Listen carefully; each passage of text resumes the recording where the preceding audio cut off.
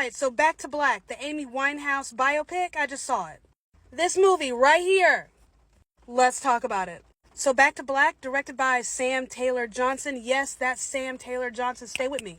Stars Marissa Abela as Amy Winehouse. That Marilyn Monroe biopic that came out a couple of years ago, whatever it was called, was it Blonde? With Ana de Armas. And she was able to nab multiple nominations, including an Academy Award nomination, if I remember correctly, for her role as Marilyn Monroe. However, the movie itself wasn't very good. That's what this reminds me of. Marissa Abela gives an incredible, compelling performance here as Amy Winehouse. I mean, she works well with what she's given, but she gives a great performance. The movie overall, though, is just not very good.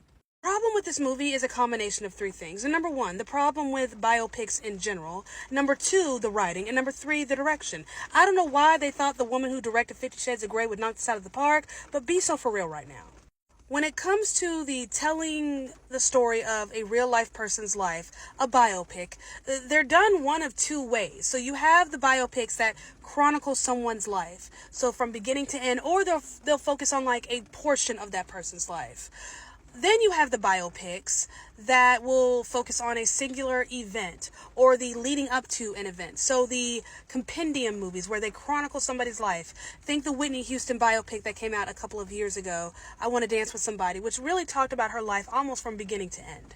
And then you have the Bob Marley movie that came out a couple of months ago, which centered around 1 year of his life.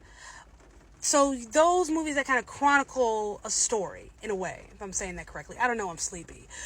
Then you have the movies that will focus on a singular event. So Rustin with Coleman Domingo.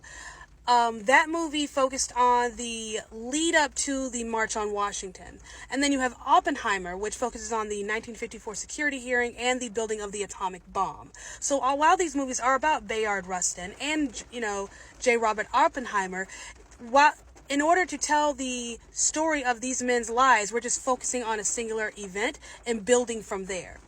I feel like those types of movies work better than what this movie does, where we're just really talking about the life of Amy Winehouse up to a certain point. So there really isn't much of a plot. We're just seeing event. I feel like I keep saying this movie when I'm talking about biopics. I keep saying this word when I'm talking about biopics. Episodic. It's just boom, boom, boom, boom, boom. We're getting, moment here, moment there, moment here, moment there. And there's nothing really connecting them. We're just trying to make sure we get all the important moments in this movie, but there's no plot. There's no story. What is the point here? What are we talking about?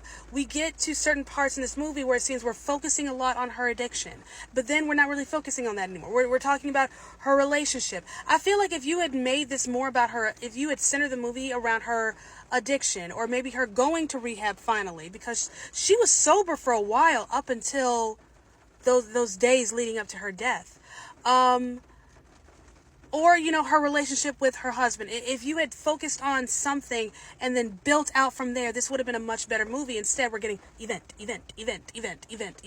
It's just episodic. There's no connective tissue. There's nothing connecting this train. They're just cars running amok on a track.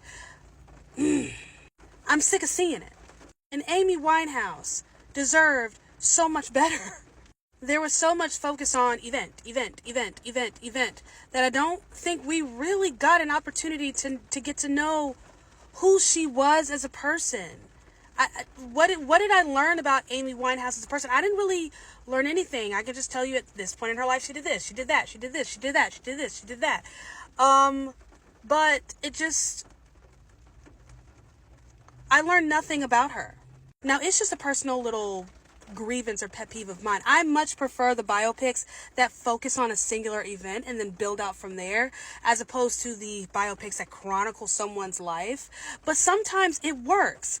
Elvis, it works. One of the reasons, and there are many reasons why, but one of the reasons why Elvis works is while this is a story, it is a story about Elvis, we're not hearing Elvis' story from Elvis. We're hearing Elvis' story from his manager. I feel like this is the theme of the day because I've seen two movies today. I saw The Strangers, Chapter 1, and I saw this one, Back to Black, and I feel like the theme is just hollow. You know those Easter candies, like the chocolate ones where you bite into it, it's so good on the outside, but when you bite into it, there's nothing on the inside, it's just hollow? That's what this movie is. That's what Back to Black is. It has a pretty, outer covering, but once you really bite into it, there's no substance, there's nothing there. This movie is just very, very hollow. For a woman who was so dynamic and so troubled and so in her own way is controversial, it's just hollow. It's empty. And plot wise, it's a hot mess. There like I said, the problem is there really isn't a plot. There's no center of gravity. There's no thematic center here. It's just event here, event there, event there, event here. It's just all over the dang place. You ever seen a really bad car accident with like multiple cars involved? A pileup. Imagine a 50 car pileup and the cars are still trying to move forward. That's what this movie is. It's just, I'm sick of being disappointed. That's just all I'm feeling right now. I'm just sick of being disappointed.